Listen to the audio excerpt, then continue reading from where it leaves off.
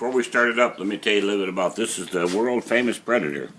This particular one, go around and show them this screw back here. This one has the extra screw right here to fine tune them to add more air, like for California or places where you might try to make it past emission. It's very fine tuned, although it can be used for racing. And let me show you something else. You see this gasket? That's a base gasket. We do not have any more, and I don't know where you can get them at. But you need to try to be very cautious if you can't get a gasket like this, because there's screws in the bottom of the Predator. Sometimes they'll get loose and they'll have a tendency to fall down inside your engine. That's why Predator makes this gasket, because the screws go right in there, and with this gasket in place, they can't get out. So I would get you some gasket material and make a gasket so that it covers those screws, because especially if your car is real wild cam and stuff and it vibrates a lot and you don't have it rubber mounted, those screws will shake loose. We've tried Loctite on them, they've tried everything on them, and there's nothing you can do about it. They just shake. The top of that carburetor is so big and so heavy that just those 4 screws are holding it on, or whatever there is, will get loose. Okay, let's get over here. We got 3 pounds of pressure. That's all we run. Now this one here, we're running this one right here with a gasket like that. But as you can see, when you put the Predator gasket on there, see here how it's a little tiny bit bigger right in there. Just enough to keep those screws. But now if you got one of those gaskets, I suppose, well anyway, I'm done talking about that. You see what you got to do.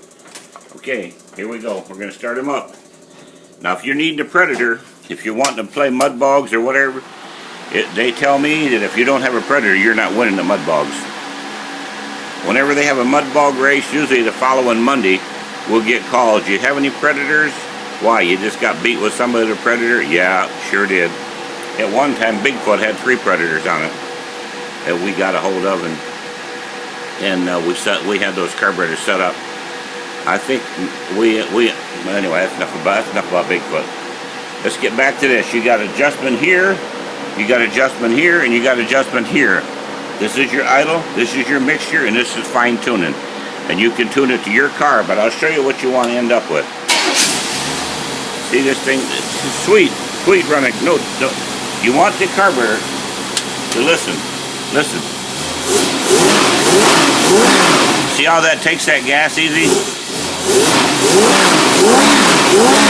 That's what you want to do. You get it by combination of that, and that screw in the back.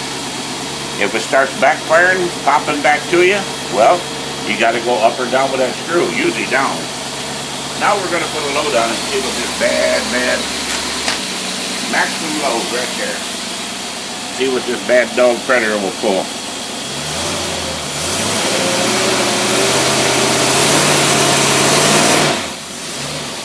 That'll go right off the end of the scale right there, buddy.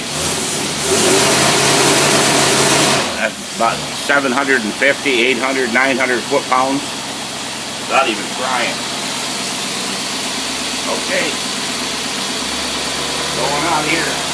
But I'm telling you, don't play. Don't hesitate. Borrow the money if you have to. Whatever you got to do. Get yourself a Predator if you want to play racing. Now that one there, we got that one there running about 900, 800. You can get it way on down there, but I'm not going to try. I've got them down there 500 and 600, but it's not necessary. That's it.